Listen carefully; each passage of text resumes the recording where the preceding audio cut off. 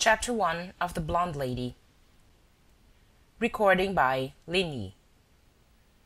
The Blonde Lady, being a record of the duel of wits between Arsène Lupin and the English detective, by Maurice Leblanc. Translated by Alexander Teixeira de Mattos. First episode, The Blonde Lady. Chapter 1, number 514, Series 23. On the 18th of December last, Monsieur Gerbois, professor of mathematics at Versailles College, rummaging among the stores at a second-hand dealer's, discovered a small mahogany writing desk, which took his fancy because of its many drawers.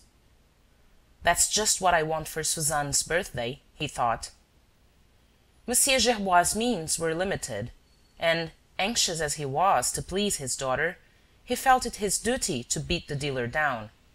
He ended by paying 65 francs.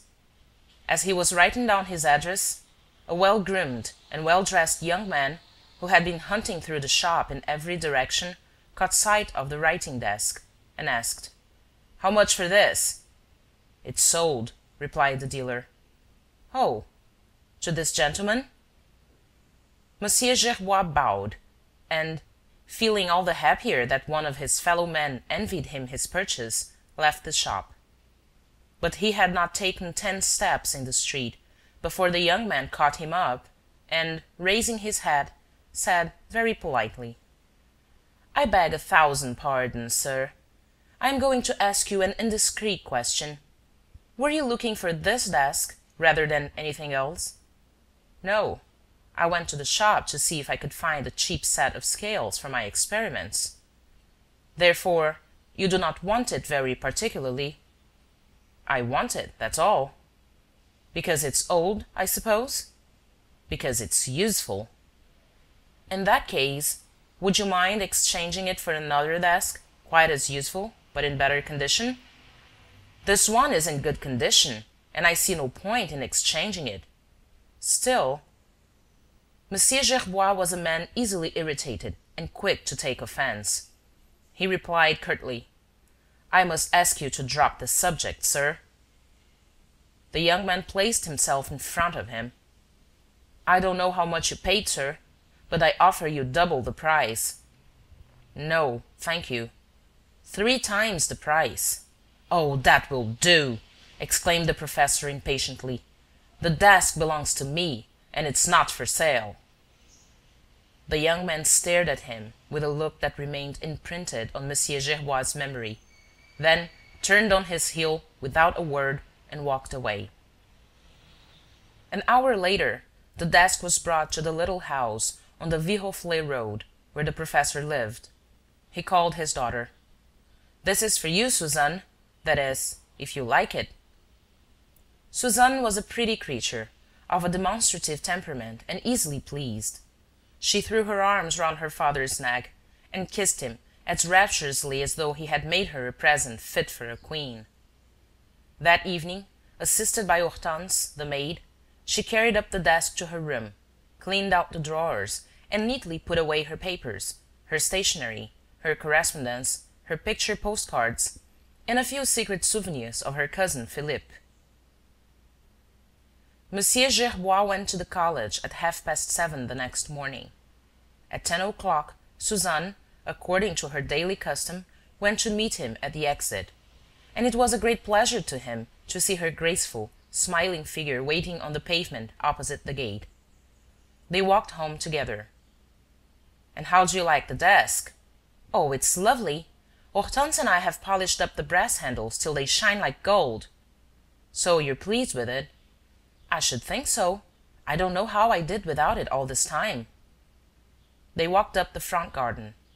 The professor said, "Let's go and look at it before lunch." "Yes, that's a good idea."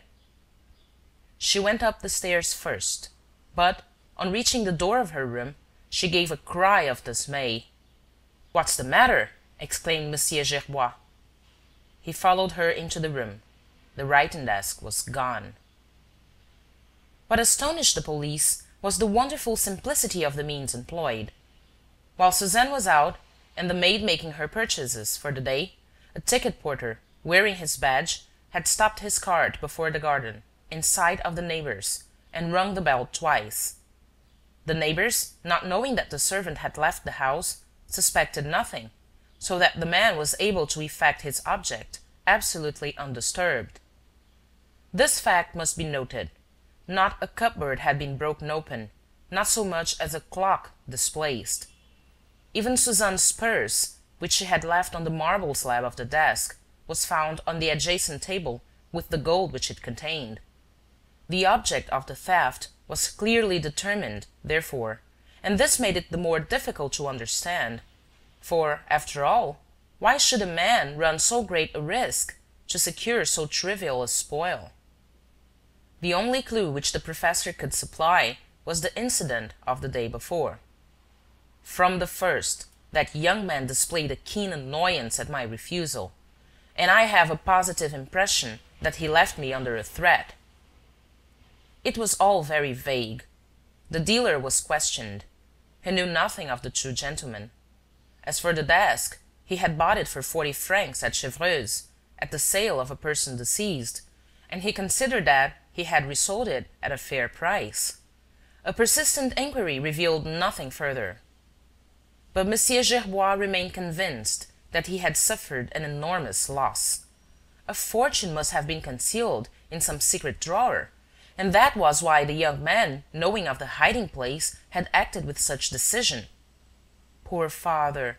What should we have done with the fortune? Suzanne kept saying. What? Why, with that for your dowry, you could have made the finest match going. Suzanne aimed at no one higher than her cousin Philippe, who had not a penny to bless himself with, and she gave a bitter sigh. And life in the little house at Versailles went on gaily, less carelessly than before, shadowed over as it now was with regret and disappointment. 2 months elapsed, and suddenly, one after the other, came a sequence of the most serious events, forming a surprising run of alternate luck and misfortune. On the 1st of February, at 5:30, Monsieur Gerbois, who had just come home with an evening paper in his hand, sat down, put on his spectacles, and began to read. The political news was uninteresting. He turned the page, and a paragraph at once caught his eye, headed, "Third drawing of the Press Association Lottery. First prize, 1,000,000 francs. Number 514, Series 23. The paper dropped from his hands. The walls swam before his eyes, and his heart stopped beating. Number 514, Series 23, was the number of his ticket. He had bought it by accident, to oblige one of his friends, for he did not believe in luck. And now he had won. He took out his memorandum book, quick. He was quite right. Number 514, Series 23, was jotted down on the fly-leaf. But where was the ticket? He flew to his study to fetch the box of stationery in which he had put the precious ticket away, and he stopped short as he entered and staggered back, with a pain at his heart. The box was not there, and, what an awful thing, he suddenly realized that the box had not been there for weeks. "Suzanne! Suzanne!" She had just come in and ran up the stairs hurriedly. He stammered, in a choking voice, "Suzanne, the box of stationery." "Which one?" "The one I bought at Louvre, on a Thursday. It used to stand at the end of the table." "But don't you remember, father? We put it away together." "When?" "That evening, you know, the day before." "But where? Quick, tell me! It's more than I can bear." "Where?" "In the writing desk." "In the desk that was stolen?" "Yes, in the desk that was stolen." He repeated the words in a whisper, with a sort of terror. Then he took her hand, and lower still, "It contained 1,000,000, Suzanne." "Oh, father, why didn't you tell me?" she murmured innocently. 1,000,000, he repeated. "It was the winning number in the press lottery." The hugeness of the disaster crushed them, and, for a long time, they maintained a silence which they had not the courage to break. At last, Suzanne said: "But, father, they will pay you all the same." "Why? On what evidence?" "Does it require evidence?" "Of course." "And have you none?" "Yes, I have." "Well?" "It was in the box." "In the box that has disappeared?" "Yes." "And the other man will get the money." "Why, that would be outrageous! Surely, father, you can stop the payment?" "Who knows? Who knows? That man must be extraordinarily clever. He has such wonderful resources. Remember, think how he got hold of the desk." His energy revived. He sprang up and, stamping his foot on the floor: "No, no, no!" he shouted. "He shan't have that million, he shan't! Why should he? After all, sharp as he may be, he can do nothing either. If he calls for the money, they'll lock him up. Ha! We shall see, my friend." "Have you thought of something, father?" "I shall defend our rights to the bitter end, come what may. And we shall succeed. The million belongs to me, and I mean to have it." A few minutes later, he dispatched this telegram: "Governor, Crédit Foncier, Rue Capucine, Paris. Am owner number 514, series 23. Oppose by every legal method payment to any other person. Gerbois." At almost the same time, the Crédit Foncier received another telegram: "Number 514, series 23 is in my possession. Arsène Lupin." Whenever I sit down to tell one of the numberless adventures which compose the life of Arsène Lupin, I feel a genuine embarrassment, because it is quite clear to me that even the least important of these adventures is known to every one of my readers. As a matter of fact, there is not a move on the part of our national thief, as he had been happily called, but has been described all over the country, not an exploit but has been studied from every point of view, not an action but has been commented upon with an abundance of detail generally reserved for stories of heroic deeds. Who, for instance, does not know that strange case of the blonde lady, with the curious episodes which were reported under flaring headlines as "Number 514, series 23, The Murder in the Avenue Henri Martin," and "The Blue Diamond"? What an excitement there was about the intervention of Holmlock Shears, the famous English detective! What an effervescence surrounded the varying fortunes that marked the struggle between those two great artists! And what a din along the boulevard on the day when the newsboy shouted, "Arrest of Arsène Lupin!" My excuse is that I can supply something new. I can furnish the key to the puzzle. There's always a certain mystery about these adventures. I can dispel it. I reprint articles that have been read over and over again. I copy out old interviews. But all these things I rearrange and classify and put to the exact test of truth. My collaborator in this work is Arsène Lupin himself, whose kindness to me is inexhaustible. I am also under an occasional obligation to the unspeakable Wilson, the friend and confidant of Holmlock Shears. My readers will remember the Homeric laughter that greeted the publication of the two telegrams. The name of Arsène Lupin alone was a guarantee of originality, a promise of amusement for the gallery. And the gallery, in this case, was the whole world. An enquiry was immediately set on foot by the Crédit Foncier, and it was ascertained that number 514, series 23, had been sold by the Versailles branch of the Crédit Lyonnais to Major Bressy of the artillery. Now, the major had died of a fall from his horse, and it appeared that he told his brother officers, some time before his death, that he had been obliged to part with his ticket to a friend. "That friend was myself," declared Monsieur Gerbois. "Prove it," objected the governor of the Crédit Foncier. "Prove it? That's quite easy. 20 people will tell you that I kept up constant relations with the major, and that we used to meet at the café on the Place d'Armes. It was there that, one day, to oblige him in a moment of financial embarrassment, I took his ticket off him and gave him 20 francs for it. Have you any witnesses to the transaction? No. Then upon what do you base your claim? Upon the letter which he wrote me on the subject. What letter? A letter pinned to the ticket. Produce it. But it was in the stolen writing desk. Find it." The letter was communicated to the press by Arsène Lupin. A paragraph inserted in the Echo de France, which has the honor of being his official organ, and in which he seems to be one of the principal shareholders, announced that he was placing in the hands of Maître Detinan, his counsel, the letter which Major Bressy had written to him, Lupin, personally. There was a burst of delight. Arsène Lupin was represented by counsel. Arsène Lupin, respecting established customs, had appointed a member of the bar to act for him.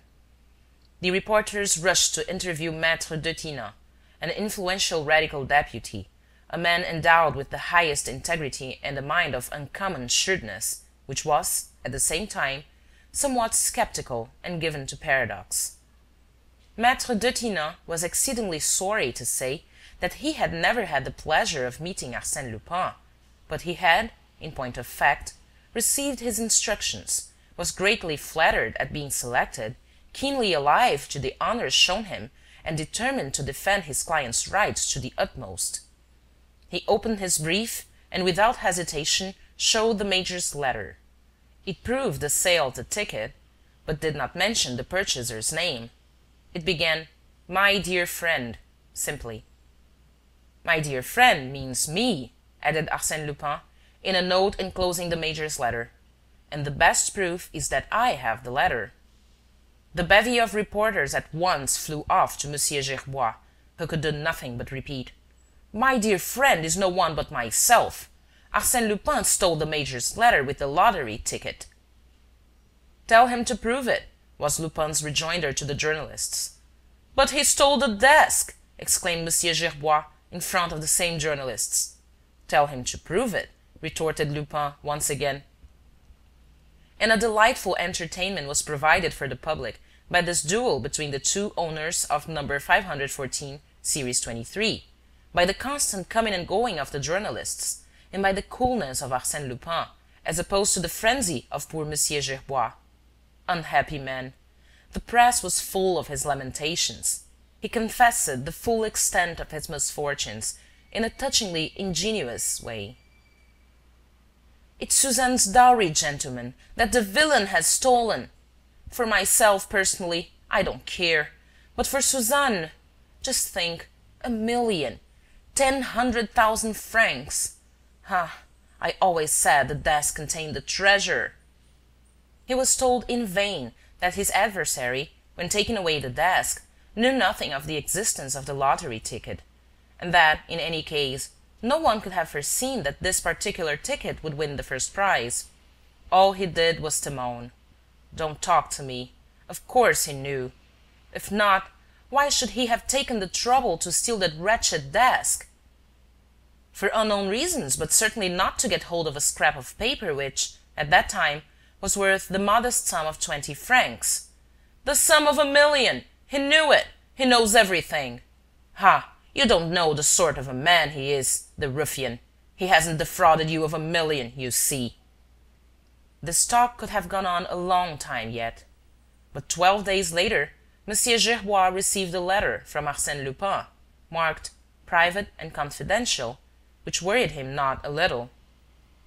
"Dear Sir, the gallery is amusing itself at our expense. Do you not think that the time has come to be serious? I, for my part, have quite made up my mind. The position is clear. I hold a ticket which I am not entitled to cash, and you are entitled to cash a ticket which you do not hold.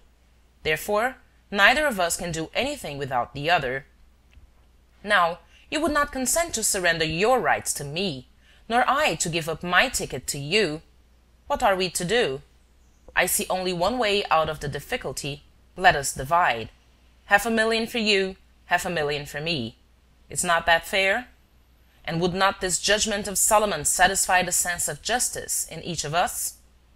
I propose this as an equitable solution, but also an immediate solution. It is not an offer which you have time to discuss, but a necessity before which circumstances compel you to bow.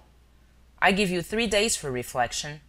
I hope that, on Friday morning, I may have the pleasure of seeing a discreet advertisement in the agony column of the Echo de France, addressed to M. Ars Lup, and containing, in veiled terms, your unreserved assent to the compact which I am suggesting to you. In that event, you will at once recover possession of the ticket and receive the million, on the understanding that you will hand me 500,000 francs in a way which I will indicate hereafter. Should you refuse, I have taken measures that will produce exactly the same result. But, apart from the very serious trouble which your obstinacy would bring upon you, you will be the poorer by 25,000 francs, which I should have to deduct for additional expenses. I am, dear sir, very respectfully yours, Arsène Lupin. Monsieur Gerbois, in his exasperation, was guilty of the colossal blunder of showing this letter and allowing it to be copied. His indignation drove him to every sort of folly. "Not a penny! He shall not have a penny!" he shouted before the assembled reporters. "Share what belongs to me? Never! Let him tear up his ticket if he likes." "Still, 500,000 francs is better than nothing." "It's not a question of that, but of my rights, and those rights I shall establish in a court of law." "Go to law with Arsène Lupin? That would be funny." "No, but the Crédit Foncier. They are bound to hand me the million." "Against the ticket, or at least against evidence that you bought it?" "The evidence exists, seeing that Arsène Lupin admits that he stole the desk." "What judge is going to take Arsène Lupin's word?"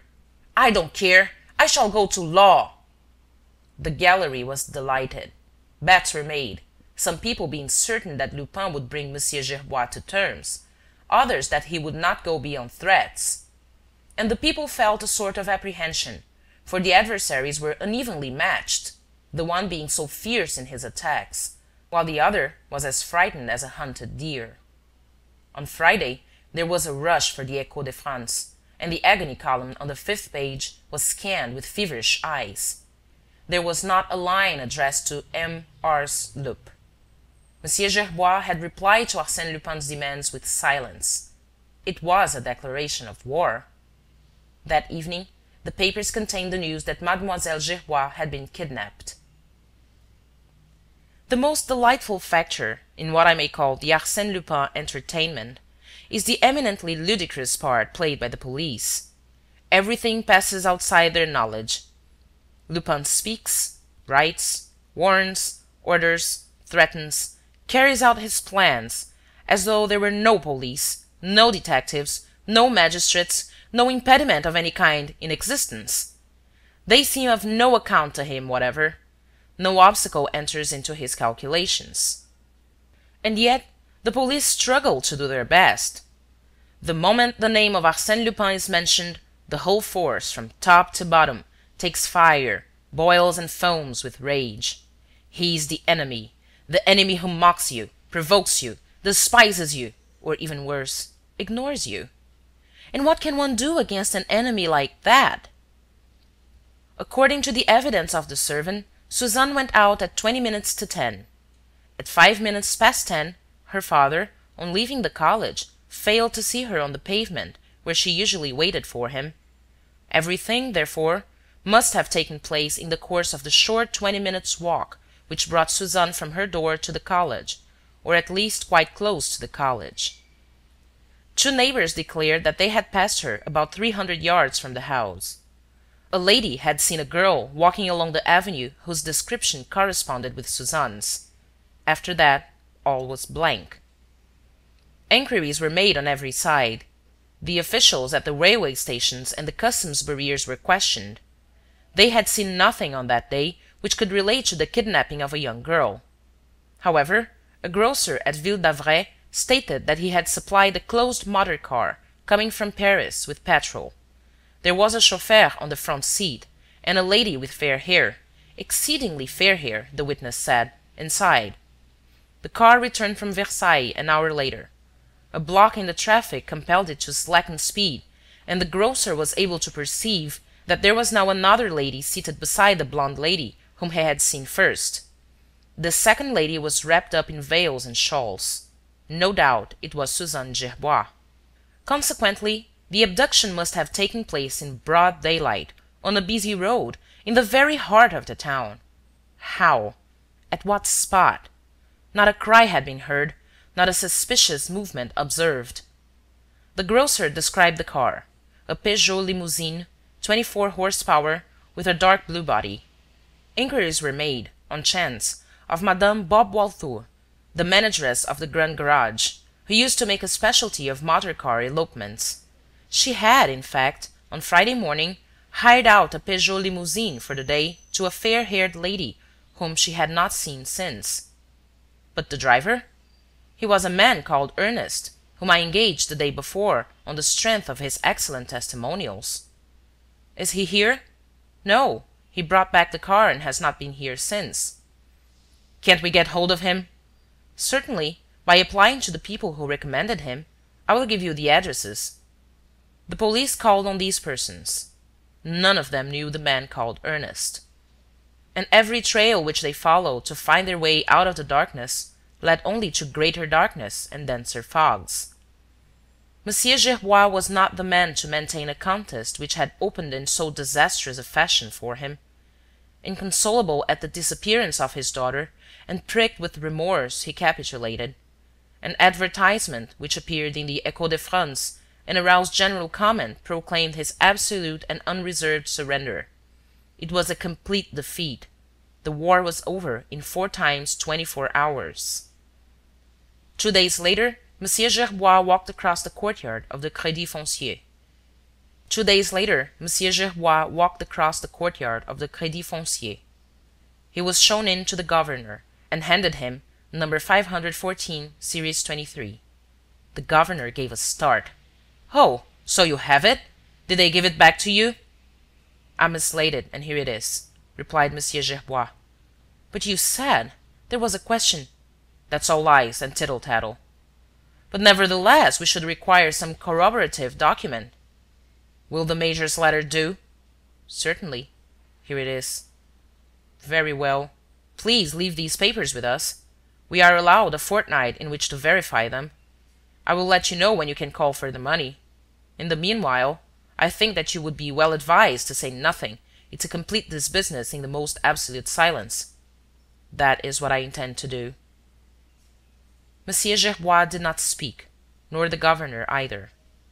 But there are certain secrets which leak out without any indiscretion having been committed, and the public suddenly learned that Arsène Lupin had had the pluck to send number 514, series 23, back to Monsieur Gerbois. The news was received with a sort of stupefied admiration. What a bold player he must be, to fling so important a trump as the precious ticket upon the table. True, he had parted with it wittingly, in exchange for a card which equalized the chances. But suppose the girl escaped? Suppose they succeeded in recapturing his hostage? The police perceived the enemy's weak point and redoubled their efforts. With Arsène Lupin disarmed and despoiled by himself, caught in his own toils, receiving not a single sou of the coveted million, the laugh would at once be on the other side. But the question was to find Suzanne. And they did not find her, nor did she escape. "Very well," people said, "that's settled. Arsène has won the first game. But the difficult part is still to come. Mademoiselle Gerbois is in his hands, we admit, and he will not hand her over without the 500,000 francs. But how and where is the exchange to take place? For the exchange to take place, there must be a meeting. And what is to prevent Monsieur Gerbois from informing the police, and thus both recovering his daughter and keeping the money?" The professor was interviewed. Greatly cast down, longing only for silence, he remained impenetrable. "I have nothing to say. I am waiting." "And Mademoiselle Gerbois?" "The search is being continued." "But Arsène Lupin has written to you." "No." "Do you swear that?" "No." "That means yes. What are his instructions?" "I have nothing to say."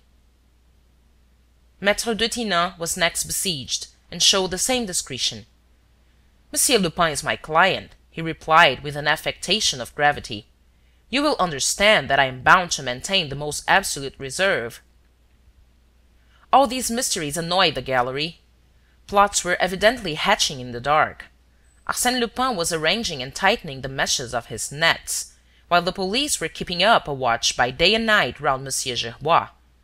and people discussed the only three possible endings: arrest, triumph, or grotesque and pitiful failure. But, as it happened, public curiosity was destined to be only partially satisfied, and the exact truth is revealed for the first time in these pages.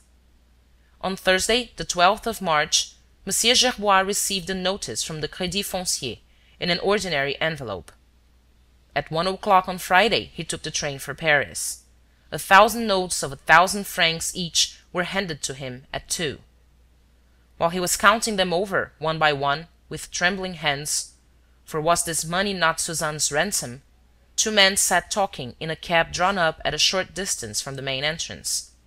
One of these men had grizzled hair and a powerful face, which contrasted oddly with his dress and bearing, which was that of a small clerk. It was Chief Inspector Ganimard, old Ganimard, Lupin's implacable enemy. And Ganimard said to Detective Sergeant Folenfant, "The old chap won't be long. We shall see him come out in 5 minutes. Is everything ready?" "Quite." "How many are we?" "8, including 2 on bicycles." "And myself, who count as 3. It's enough, but not too many. That Gerbois must not escape us at any price. If he does, we're diddled. He'll meet Lupin at the place they have agreed upon. He'll swap the young lady for the 500,000, and the trick's done." "But why on earth won't the old chap act with us? It would be so simple. By giving us a hand in the game, he could keep the whole million." "Yes, but he's afraid. If he tries to jockey the other, he won't get his daughter back." "What other?" "Him." Ganimard pronounced this word, him, in a grave and rather awestruck tone, as though he were speaking of a supernatural being who had already played him a nasty trick or two. "It's very strange," said Sergeant Folenfant judiciously, "that we should be reduced to protecting that gentleman against himself." "With Lupin, everything's upside down," sighed Ganimard. A minute elapsed. "Look out," he said. Monsieur Gerbois was leaving the bank. When he came to the end of the Rue des Capucines, he turned down the boulevard, keeping to the left-hand side. He walked away slowly along the shops and looked into the windows. "Our friend's too quiet," said Ganimard. "A fellow with 1,000,000 in his pocket does not keep so quiet as all that." "What can he do?" "Oh, nothing, of course. No matter, I mistrust him. It's Lupin, Lupin." At that moment, Monsieur Gerbois went to a kiosk, bought some newspapers, took his change, unfolded one of the sheets and, with outstretched arms, began to read, while walking on with short steps. And suddenly, with a bound, he jumped into a motor cab which was waiting beside the curb. The power must have been on, for the car drove off rapidly, turned the corner of the Madeleine, and disappeared. "By Jupiter!" cried Ganimard. "Another of his inventions!" He darted forward, and other men, at the same time as himself, ran round Madeleine. But he burst out laughing. The motor car had broken down at the beginning of the Boulevard Malesherbes, and Monsieur Gerbois was getting out. "Quick, Folenfant! The driver! Perhaps it's the man called Ernest." Folenfant tackled the chauffeur. It was a man called Gaston, one of the motor-cab company's drivers. A gentleman had engaged him 10 minutes before, and had told him to wait by the newspaper kiosk, with steam up, until another gentleman came. "And what address did the second fare give?" asked Folenfant. "He gave me no address. Boulevard Malesherbes, Avenue de Messine. Give you an extra tip. That's all he said." During this time, however, Monsieur Gerbois, without losing a minute, had sprung into the first passing cab. "Drive to the Concorde tube station." The professor left the tube at the Place du Palais Royal, hurried into another cab, and drove to the Place de la Bourse. Here he went by tube again, as far as the Avenue des Villiers, where he took a third cab. 25 Rue Clapeyron. Number 25 Rue Clapeyron is separated from the Boulevard des Batignolles by the house at the corner. The professor went up to the first floor and rang. A gentleman opened the door. "Does Maître Detinan live here?" "I am Maître Detinan. Monsieur Gerbois, I presume?" "That's it." "I was expecting you. Pray come in." When Monsieur Gerbois entered the lawyer's office, the clock was striking 3, and he at once said: "This is the time he appointed. Isn't he here?" "Not yet." Monsieur Gerbois sat down, wiped his forehead, looked at his watch as though he did not know the time, and continued anxiously: "Will he come?" The lawyer replied: "You are asking me something, sir, which I myself am most curious to know. I have never felt so impatient in my life. In any case, if he comes, he is taking a big risk, for the house has been closely watched for the past fortnight. They suspect me." "And me even more," said the professor. "I am not at all sure that the detectives set to watch me have been thrown off my track. But then—" "It would not be my fault," cried the professor vehemently. "And he can have nothing to reproach me with. What did I promise to do? To obey his orders. Well, I have obeyed his orders blindly. I cashed the ticket at the time which he fixed, and came on to you in the manner which he ordered. I am responsible for my daughter's misfortune, and I have kept my engagement in all good faith. It is for him to keep his." And he added, in an anxious voice: "He will bring back my daughter, won't he?" "I hope so." "Still, you've seen him?" "I? No. He simply wrote asking me to receive you both, to send away my servants before 3 o'clock, and to let no one into my flat between the time of your arrival and his departure. If I did not consent to his proposal, he begged me to let him know by means of 2 lines in the Echo de France. But I am only too pleased to do Arsène Lupin a service, and I consent to everything." Monsieur Gerbois moaned: "Oh dear, how will it all end?" He took the banknotes from his pocket, spread them on the table and divided them into 2 bundles of 500 each. Then the 2 men sat silent. From time to time, Monsieur Gerbois pricked up his ears. Wasn't that a ring at the doorbell? His anguish increased with every minute that passed. And Maître Detinan also experienced an impression that was almost painful. For a moment, in fact, the advocate lost all his composure. He rose abruptly from his seat. "We shan't see him. How can we expect to? It would be madness on his part. He trusts us, no doubt. We are honest men, incapable of betraying him. But the danger lies elsewhere." And Monsieur Gerbois, shattered, with his hands on the notes, stammered: "If he would only come! Oh, if he would only come! I would give all this to have Suzanne back." The door opened. "Half will do, Monsieur Gerbois." Some one was standing on the threshold, a young man, fashionably dressed. And Monsieur Gerbois at once recognized the person who had accosted him outside the curiosity shop. He leapt toward him. "And Suzanne? Where's my daughter?" Arsène Lupin closed the door carefully, and quietly unbuttoning his glove, said to the lawyer: "My dear maître, I can never thank you sufficiently for your kindness in consenting to defend my rights. I shall not forget it." Maître Detinan could only murmur: "But you never rang. I did not hear the door." "Bells and doors are things that have to do their work without ever being heard. I am here all the same, and that is the great thing. My daughter, Suzanne, what have you done with her?" repeated the professor. "Heavens, sir," said Lupin, "what a hurry you're in! Come, calm yourself. Your daughter will be in your arms in a moment."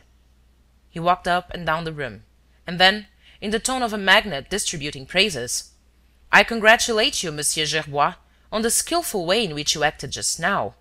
If the mater hadn't had that ridiculous accident, we should simply have met at the Étoile and saved Maître Detinan the annoyance of this visit.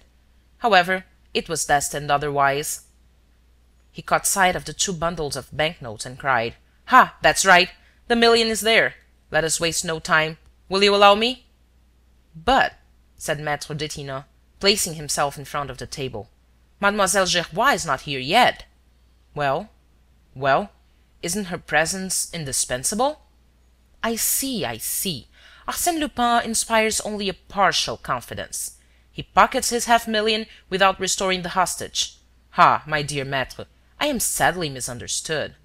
Because fate has obliged me to perform acts of a rather special character, doubts are cast upon my good faith. Mine! I, a man all scruples and delicacy. However, my dear maître, if you're afraid, open your window and call out. There are quite a dozen detectives in the street." "Do you think so?" Arsène Lupin raised the blind.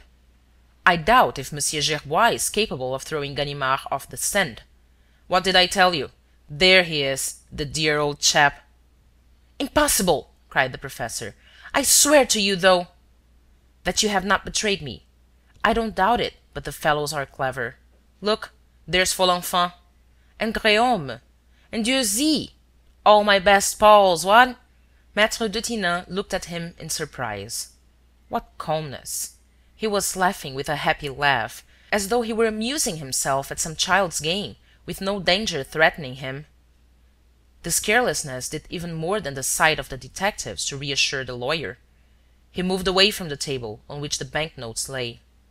Arsène Lupin took up the two bundles one after the other, counted 25 notes from each of them, and handing the lawyer the 50 bank-notes thus obtained, said: "Monsieur Gerbois' share of your fee, my dear maître, and Arsène Lupin's.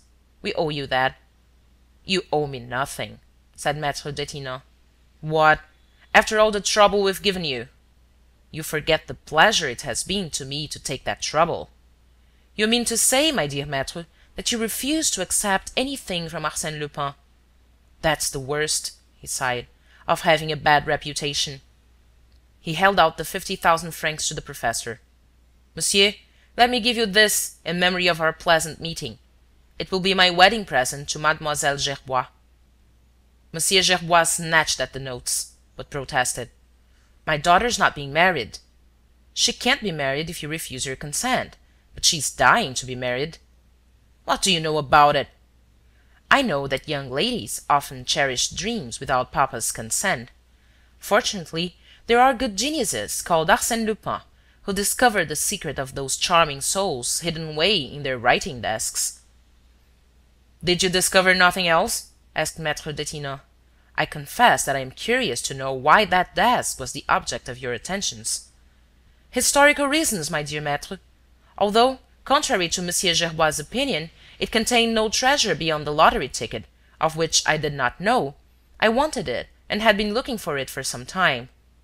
The desk, which is made of yew and mahogany, decorated with acanthus leaf capitals, was found in Marie Walewska's discreet little house at Boulogne-sur-Seine, and has an inscription on one of the drawers: "Dedicated to Napoleon I, Emperor of the French, by his most faithful servant, Mention."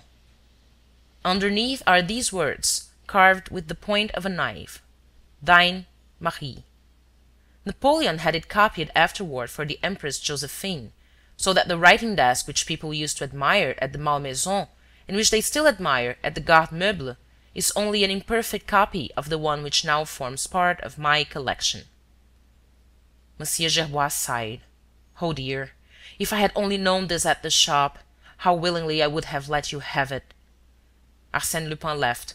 "Yes, and you would besides have had the appreciable advantage of keeping the whole of number 514, series 23, for yourself." "And you would not have thought of kidnapping my daughter, whom all this business must needs have upset." "All what business?" "The abduction." "But, my dear sir, you are quite mistaken. Mademoiselle Gerbois was not abducted." "My daughter was not abducted?" "Not at all. Kidnapping, abduction, implies violence. Now, Mademoiselle Gerbois acted as a hostage of her own free will." "Of her own free will!" repeated the professor in confusion. "And almost at her own request. Why, a quick-witted young lady like Mademoiselle Gerbois, who, moreover, harbors a secret passion at the bottom of her heart, was hardly likely to refuse the opportunity of securing her dowry. Oh, I assure you, it was easy enough to make her understand that there was no other way of overcoming your resistance." Maître Detinan was greatly amused. He put in: "You must have found a difficulty in coming to terms. I can't believe that Mademoiselle Gerbois allowed you to speak to her." "I didn't. I have not even the honor of knowing her. A lady of my acquaintance was good enough to undertake the negotiations." "The blonde lady in the motor car, I suppose?" said Maître Detinan. "Just so. Everything was settled at the first interview near the college.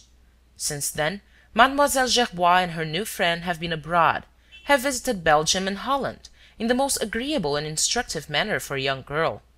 However, she will tell you everything herself. The hall door bell rang. 3 rings in quick succession. Then a single ring, then another single ring. "There she is," said Lupin. "My dear maître, if you would not mind." The lawyer ran to open the door. 2 young women entered. One of them flung herself into Monsieur Gerbois' arms. The other went up to Lupin. She was tall and shapely, with a very pale face, and her fair hair, which glittered like gold, was parted in 2 loosely waved bundles. Dressed in black, wearing no ornament beyond a 5-fold jet necklace, she nevertheless struck a note of elegance and refinement. Arsène Lupin spoke a few words to her, and then, bowing to Mademoiselle Gerbois, said: "I must apologize to you, mademoiselle, for all this annoyance, but I hope, nevertheless, that you have not been too unhappy." "Unhappy? I should even have been very happy if it had not been for my poor father." "Then all is for the best. Embrace him once more and take the opportunity, you will never have a better, of speaking to him about your cousin." "My cousin? What do you mean? I don't understand." "Oh, I think you understand. Your cousin Philippe, the young man whose letters you kept so preciously." Suzanne blushed, lost countenance, and then, taking Lupin's advice, threw herself once more into her father's arms. Lupin looked at them both with a melting eye. "Ah, we are always rewarded for doing good. What a touching sight!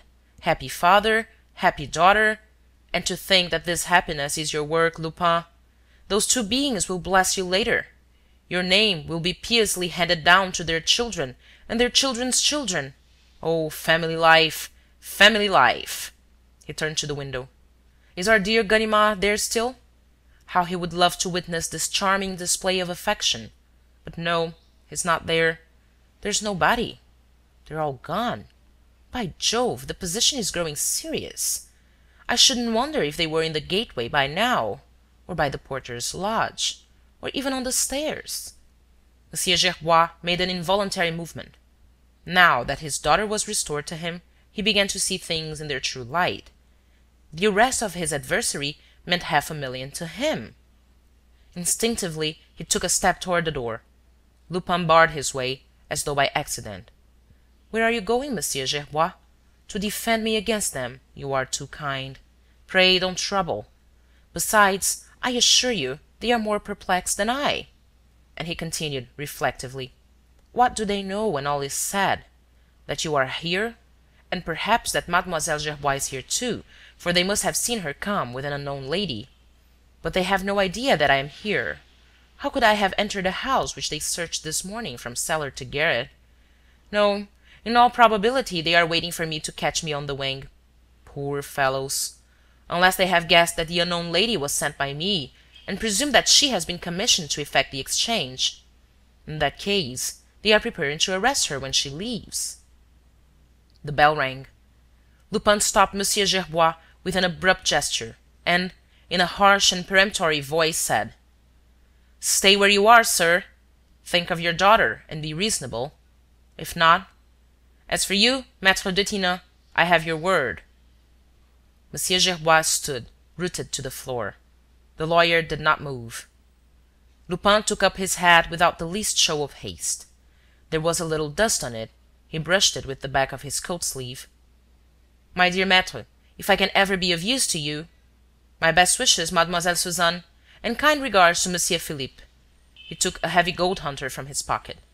"Monsieur Gerbois, it is now 18 minutes to 4. I authorize you to leave this room at 14 minutes to 4, not a moment before 14 minutes to 4. Is it understood?" "But they'll enter by force," Maître Detinan could not help saying. "You forget the law, my dear maître. Ganimard would never dare to violate the sanctity of a Frenchman's home. We should have time for a pleasant rubber. But forgive me, you all 3 seem a little upset, and I would not for the world abuse." He placed the watch on the table, opened the door of the room, and, addressing the fair-haired lady, said: "Shall we go, dear?" He stood back for her to pass, made a parting and very respectful bow to Mademoiselle Gerbois, walked out and closed the door after him. And they heard him in the hall saying aloud, "Good afternoon, Ganimard. How are you? Remember me very kindly to Madame Ganimard. I must drop in on her to lunch one of these days. Good-bye, Ganimard." The bell rang again, sharply, violently, followed by repeated knocks and by the sound of voices on the landing. "4:15," stammered Monsieur Gerbois. After a few seconds, he stepped boldly into the hall. Arsène Lupin and the fair-haired lady were not there. "Father, you mustn't! Wait!" cried Suzanne. "Wait? You're mad! Show consideration to that scoundrel! And what about the 500,000?" He opened the door. Ganimard rushed in. "Where's that lady? And Lupin?" "He was there. He's there now." Ganimard gave a shout of triumph. "We've got him! The house is surrounded!" Maitre Detinan objected. "But the servants' staircase?" "The servants' staircase leads to the courtyard, and there's only one outlet, the front door. I have 10 men watching it." "But he did not come in by the front door. He won't go out that way either." "Which way then?" jeered Ganimard. "Through the air?" He drew back a curtain. A long passage was revealed, leading to the kitchen. Ganimard ran down it and found that the door of the servants' staircase was double-locked. Opening the window, he called to one of the detectives. "Seen anyone?" "No, sir." "Then," he exclaimed, "they are in the flat. They are hiding in one of the rooms. It is physically impossible for them to have escaped. Ha, Lupin, my lad, you did me once, but I'm having my revenge this time." At 7 o'clock in the evening, astonished at receiving no news, the head of the detective service, M. Dudouis, called at the Rue Clapeyron in person. He put a few questions to the men who were watching the house, and then went up to Maitre Detinan, who took him to his room. There he saw a man, or rather a man's 2 legs, struggling on the carpet, while the body to which they belonged was stuffed up the chimney. "Hi! Hi!" yelped a stifled voice, and the more distant voice from right above echoed, "Hi! Hi!" Monsieur Dudouis laughed and exclaimed, "Well, Ganimard, what are you playing sweep for?" The inspector withdrew his body from the chimney. He was unrecognizable, with his black face, his sooty clothes, and his eyes glowing with fever. "I'm looking for him," he growled. "For whom?" "Arsène Lupin! Arsène Lupin and his lady friend." "But what next? You surely don't imagine they're hiding up the chimney?" Ganimard rose to his feet, put his 5 soot-covered fingers on the sleeve of his superior's coat, and, in a hollow, angry voice, said, "Where would you have them be, chief? They must be somewhere. They are beings of flesh and blood, like you and me. They can't vanish into thin air." "No, but they vanish for all that." "Where? Where? The house is surrounded. There are men on the roof." "What about the next house?" "There's no communication." "The flats on the other floors?" "I know all the tenants. They have seen nobody. They have heard nobody." "Are you sure you know them all?" "Every one. The porter answers for them. Besides, as an additional precaution, I have posted a man in each flat." "We must find them, you know." "That's what I say, chief, that's what I say. We must and we shall, because they are both here. They can't be anywhere else. Be easy, chief. If I don't catch them tonight, I shall tomorrow. I shall spend the night here. I shall spend the night here." He did, in fact, spend the night there, and the next night, and the night after that. And, when 3 whole days and 3 nights had elapsed, not only had he failed to discover the elusive Lupin and his no less elusive companion, but he had not even observed the slightest clue upon which to found the slightest supposition. And that is why he refused to budge from his first opinion. Once there's no trace of their flight, they must be here. It is possible that, in the depths of his mind, he was less firmly convinced, but he refused to admit as much to himself. No, 1,000 times no. A man and a woman do not vanish into space like the wicked genii in the fairy tales. And, without losing courage, he continued his searchings and investigations, as though he hoped to discover them hidden in some impenetrable retreat, bricked up in the walls of the house. End of chapter 1.